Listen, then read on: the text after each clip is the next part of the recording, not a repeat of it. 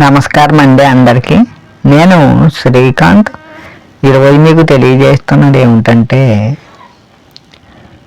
ఆ యొక్క సీతాపతి శ్రీరాముని గురించి, శ్రీరాముని యొక్క మరియు పూజా విధానము, మంత్రానికి నామానికి అర్థాన్ని తెలియజేస్తాం. ఈ మంత్రములో ఈ దివ్యమైనటువంటి శ్రీరామ మహిమాన్వితమైనటువంటి శక్తిగల రామబాణం లాంటి శక్తిగల ఈ మంత్రానికి అర్థాన్ని తెలియజేస్తాం. కనుక ఈ మంత్రంలో దాగి ఉన్నటువంటి కథని కూడా తెలియజేస్తాం. కనుక మీరు ఈ పూజా మందిరంలో శ్రీరాముని యొక్క చిత్రపటం కానీ చిన్న విగ్రహం కానీ ఉన్నట్లుంటే దీపారాధన చెయ్యాలి. ఆవు నెయ్యితో కానీ కొబ్బరి నూనెతో కానీ దీపారాధన చెయ్యాలి. 108 తెల్లటి పుష్పాలు, పసుపు రంగు పుష్పాలు, ఎరుపు రంగు పుష్పాలు, ఏ రంగు అయినా సరే 108 ఉండాలి. అలాగే నైవేద్యానికి జామకాయలు, అరటిపళ్ళు, కొబ్బరికాయ సిద్ధం చేసుకోవాలి. అటుకుల పాయసం సిద్ధం చేసుకోవాలి. కనుక పరమాన్నం అంటారు, సిద్ధం చేసుకోవాలి. కనుక పానకం కూడా సిద్ధం చేసుకోవాలి. పానకం ఎలా చేస్తారయ్యా అంటే, వడపప్పును, నీళ్ళు, మిరియాల పొడి, బెల్లము కలిపి ఉన్నటువంటి మిశ్రమాన్ని పానకం అంటారు. అది ఒక గ్లాసులో సిద్ధం చేసుకోండి. వడపప్పు ఎలా చేస్తారయ్యా అంటే, వడపప్పు నానబెట్టినటువంటి పెసరపప్పుని వడపప్పు అంటారు. పెసరపప్పుని నానబెట్టేస్తే ఒక అరగంట గంట నానిపోయి ఉబ్బుతాయి, అది వడపప్పు అంటారు. కనుక వడపప్పు ఒక ప్లేట్లో కానీ ఒక చిన్న గిన్నెలో కానీ వేసుకునేంత శ్రీరాముడికి నైవేద్యం పెట్టాలి. కనుక ఈ నైవేద్యాలన్నీ మీ సొంత చేతులతో మీరే సిద్ధం చేసుకోవాలి. కనుక మేము తెలియజేస్తాం శ్రీరాముని యొక్క నామాన్ని, మంత్రాన్ని దీపారాధన చేయండి. మేము తెలియజేస్తున్నాం. ఒక్కొక్క పువ్వు చేతితో పుచ్చుకోండి, ఒక్కొక్క పుష్పం చేతితో పుచ్చుకోండి. మేము తెలియజేస్తున్నాం. ఓం సత్య వ్రతాయ నమః. ఓం సత్య వ్రతాయ నమః. ఓం సత్య వ్రతాయ నమః. ఓం సత్య వ్రతాయ నమః. ఓం సత్య వ్రతాయ నమః. ఓం సత్య వ్రతాయ నమః. ఓం సత్య వ్రతాయ నమః. ఓం సత్య వ్రతాయ నమః. ఓం సత్య వ్రతాయ నమః. ఓం సత్య వ్రతాయ నమః. ఓం సత్య వ్రతాయ నమః. ఓం సత్య వ్రతాయ నమః.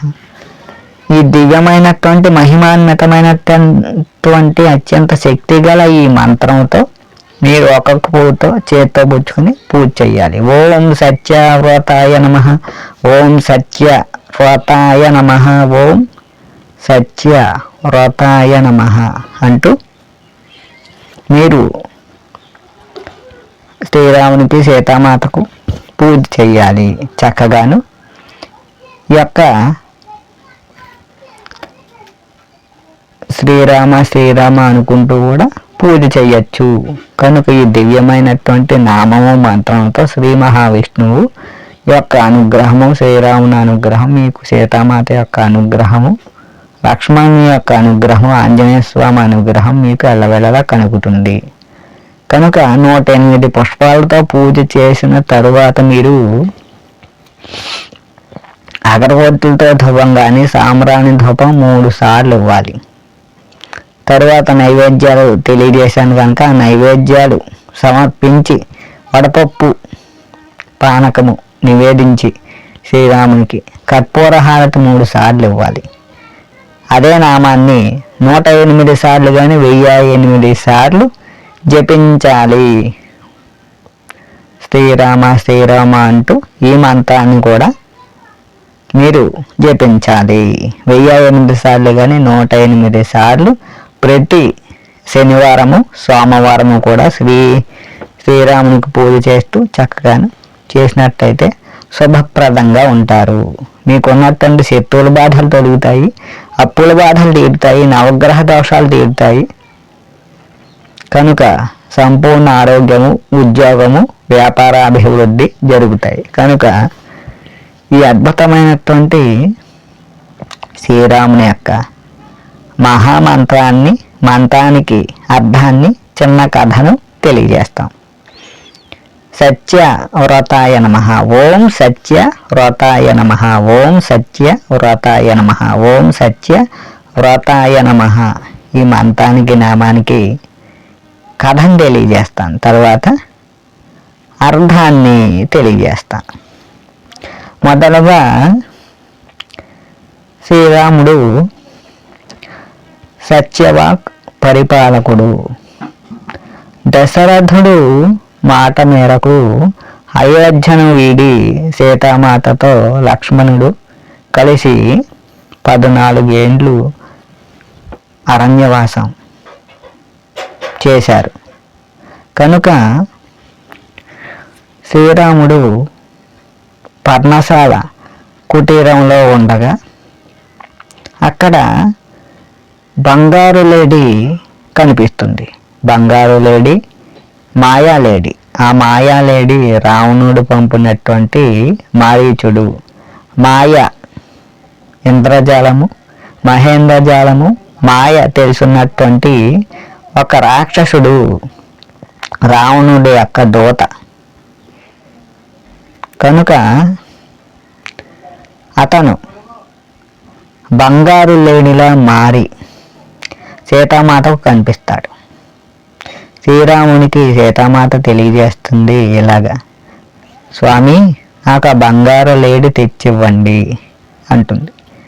శ్రీరాముడు వెళ్ళి బంగారు లేడి కోసం వెళ్ళి అలాగా వెతుకుతూ ఉండగా ఒక చోట కనిపిస్తుంది, బాణం వేస్తాడు. అవి వేసే ముందు మారీచుడు శ్రీరాముని యొక్క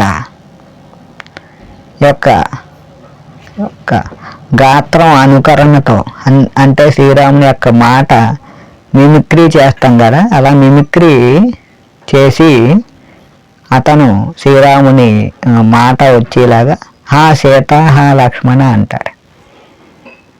అంటే రాముడు అపాయంలో ఉన్నట్టు. కనుక ఇప్పుడు సీతామాత లక్ష్మణుని వెళ్ళమంటుంది, చూసి రమ్మంటుంది. చూసి వస్తాడు. అప్పుడు ఆ మారీచుని బాణం వేసి సంహరిస్తుండగా లక్ష్మణుడు చూస్తాడు. అప్పుడు సీతామాత కోసం ఎవరు పంపారని ఆ దూతను అడుగుతారు మారీచుండి. అడగగా మారి సుబాహుంది. కనుక అతను రావణ లంక నుంచి వచ్చాను, రావణుడు పంపాడు, రావణుని దూతనని చెప్తాడు. కనుక సీతామాత అపాయంలో ఉందని కూడా చెప్తాడు. మారీచు సుబాహుడు చెప్తాడు. చెప్పగా వెళ్తాడు. వెళ్ళేలోపు సీతామాతను రావణాసురుడు అపహరించడం, తోడుకుని పోవడం, రహస్యంగా ఆ పుష్పక విమానం మీద వెళ్ళి తీసుకుపోవడం, లంకలో అశోక వనంలో ఉంచడం జరుగుతుంది. కనుక సత్యవాక్ ఏమిటయ్యా అంటే దశరథ మహారాజు దగ్గర తన తండ్రి అయినటువంటి పుత్రుడు రాముడు దశరథుని మాట మేరకు వ్రతంలో ఉన్నటువంటి సత్యం మాట్లాడే సత్యదేహుడు, సత్యాగరిష్ఠుడు శ్రీరాముడు. ఆ యొక్క దశరథుడు యొక్క మాట మన్నించి సీతామాతను లక్ష్మణుని గెలుకొని అడవులకు వెళ్ళడం, మరియు సీతామాత యొక్క విన్నపాన్ని, మనో అభిష్టాన్ని తాను శ్రీరాముడు వద్దనకుండా సీతామాత మాట మేరకు ఆ యొక్క సువర్ణ కాంచనను, సువర్ణ బంగారు లేడిని, సువర్ణ ఆకృతిని తీసుకురావడానికి వెళ్ళాడు. తరువాత ఈ యొక్క రావణుని యొక్క సంహారం జరగగా తరువాత ఒకానొక రోజు అయోధ్యకి చేరుకున్నాక పట్టాభిషిక్తుడైన తర్వాత శ్రీరాముడు ఒకానొక రోజు సభ అయిపోయిన తరువాత ఇంటి వద్ద రాముడు, లక్ష్మణుడు, ఆంజనేయ స్వామి ఇంట్లో పరివారం అందరూ ఉండగా కుటుంబ సభ్యుల సమక్షంలో కూర్చుని ఉండగా ఆ కూర్చున్నటువంటి ప్రదేశం నుంచి ఆ అడవి, ఆ ప్రకృతిని, ఆ కొండలను చూస్తూ ఉండగా సీతామాత అడుగుతుంది రాముణ్ణి, స్వామి నేను ఒకరోజు సువర్ణ లేడిని అడిగాను, బంగారు లేడిని, సువర్ణ కాంచనను, సువర్ణాకృతిని నేను అడిగాను. మీరు రాక్షసుడిగా మారాడు, అతను లేడి కాడు, మాయావి అన్నారు, అతను నాకు చూపిస్తారా అంది. అతను లేడు, సంహరించబడ్డాడు కనుక అంటాడు శ్రీరాముడు. ఆమె నమ్మదు. కనుక మీరు నాకు మాట ఇవ్వండి, అతన్ని ఒక్కసారి నాకు చూపించండి అంటుంది. సువర్ణమైనటువంటి నిజమైనటువంటి లేడీ అనుకుంటా మీరు దాచిపెట్టారు ఎక్కడో, నాకు ఇద్దామని అంటుంది. లేదు సీత, దాచలేదు, అతను రాక్షసుడు, సువర్ణ లేడీలా వచ్చాడు, బంగారు లేడిలాగా అంటాడు. అప్పుడు శ్రీరాముడు తన యొక్క శక్తితో ఆ యొక్క సుబాహుని యొక్క రప్పిస్తాడు మాయాశక్తితో. కనుక ఆ సుబాహుడు ఆత్మరూపంలో కనిపించి సీతామాతకు, లక్ష్మణునికి, ఆంజనేయునికి నమస్కరించుకుంటాడు. అప్పుడు తన యొక్క లేడిగా మారినటువంటి ఆ మాయా రూపాన్ని సీతామాతకు చూపిస్తాడు. కనుక చూపించిన తరువాత సీతామాత, నీకు నరక ప్రాప్తి, వైకుంఠ ప్రాప్తి ప్రాప్తించునుగాక, మా యొక్క మూర్తుల దర్శనం అయింది కాబట్టి ఆంజనేయ స్వామి, శ్రీరాముడు, లక్ష్మణుడు, నా యొక్క మాత దర్శనం అయింది కాబట్టి నీవు సుఖ సంతోషాలతో త్రైలోకాలకు వెళ్ళు అని ఆమె ప్రార్థిస్తుంది. అంటే ఎందుకు సీతామాత మారీచుడు సుబాహుడికి ఎందుకు చెప్పిందయ్యి, వరం ఎందుకు ఇచ్చిందయ్యా అంటే తను కోరుకుంది. ఆ కోరుకున్నటువంటి సువర్ణమైనటువంటి మాయా జంతువుగా మారింది ఇతను. ఆ యొక్క నిజం తెలుసుకుంది కాబట్టి అతనికి ఈ వరాన్ని ప్రసాదించింది. కనుక అతను చేసినటువంటి కొంత పాపం తగ్గింది, త్రిలోక యొక్క దర్శనం కలిగింది. కనుక అద్భుతమైనటువంటి ఈ యొక్క మాయా నిజ దర్శనం కలిగింది సీతామాతకు. యొక్క మూర్తుల అనుగ్రహం మారీచ సుబాహుడికి కలిగింది. కనుక ఈ యొక్క సత్యం, రాముడి యొక్క సత్యం చెబుతాడు. కనుక సీతామాత కూడా మూడవసారి సత్యాన్ని దర్శించింది. కనుక ఇదొక విషయము. అప్పుడే ఆంజనేయ స్వామికి ఒక సందేహం వస్తుంది. స్వామి శ్రీరామ, మీరు మంత్రాన్ని మాయతో జపించి స్మరించి ఆత్మను రప్పించారు. సుబాహును, మారీచుని ఆత్మను మీరు రావణాసురుణ్ణి మన ఉన్న లంకకు దాటకుండా ఎక్కడికే రప్పిస్తే బాగుంటుంది కదా అన్నాడు. సత్యం జయించాలి హనుమ అన్నాడు రాముడు. ఎందుకయ్యా అంటే రావణాసురుడు మనకన్నా వయసులో పెద్దవాడు, చతుర్వేద పండితుడు, అలాగే సకల దేవతలను యక్ష కిన్నెర కింపురుషాది దేవతలను ఈ భూలోకము మరియు నవగ్రహాలను త్రిమూర్తులను తన కనుసన్నల్లో తన అదుపులో తన వశం చేసుకుని భక్తితోనూ ఉన్నాడు. కాబట్టి అతన్ని రప్పిస్తే ముల్లోకాలు నాశనం అవుతాయి. అలాగే అతన్ని రప్పించలేము. కనుక అందుకే మనం లంకా ప్రదేశానికి వెళ్ళి అతని అనుమతి, అతని యొక్క మనోసంకల్పం ప్రకారం, అతని యొక్క విన్నపం ప్రకారం అతన్ని సంహరించామని రాముడు తన యొక్క మనోధర్మాన్ని తెలియజేశాడు. కనుక ఈ అద్భుతమైనటువంటి సత్యవాక్ పరిపాలన, సత్యధర్మము యొక్క ధర్మాన్ని ఎప్పుడు వదలని శ్రీరాముడు కనుక ఈ విషయాన్ని తెలియజేశాడు. కనుక అంత శక్తివంతమైనటువంటి రావణాసురుని వద్దకు శ్రీరాముడు వెళ్ళి యుద్ధం చేసి రాజ్యధర్మాన్ని యొక్క పతి ధర్మాన్ని, స్త్రీ ధర్మాన్ని మరియు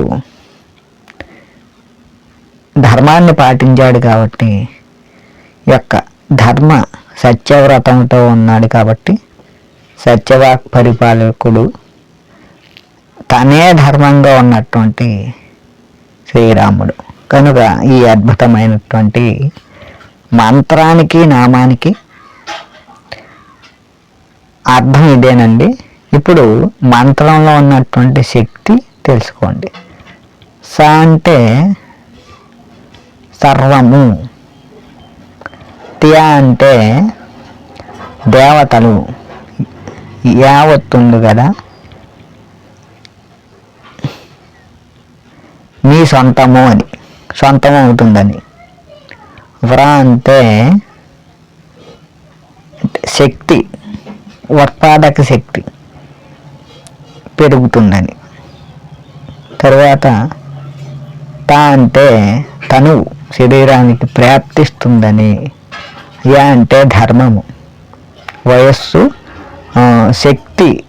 శక్తి పెరుగుతుంది, ఆరోగ్యము, ఆయుష్ పెరుగుతుందని ఈ యొక్క అక్షరాల యొక్క శక్తి. అందుకే సత్య వ్రతాయ నమః ఈ మంత్రానికి, ఈ యొక్క అక్షరానికి, మంత్రానికి అర్థం ఇదేనండి. కథ కూడా అర్థం అదేనండి. కనుక మేము తెలియజేశాం.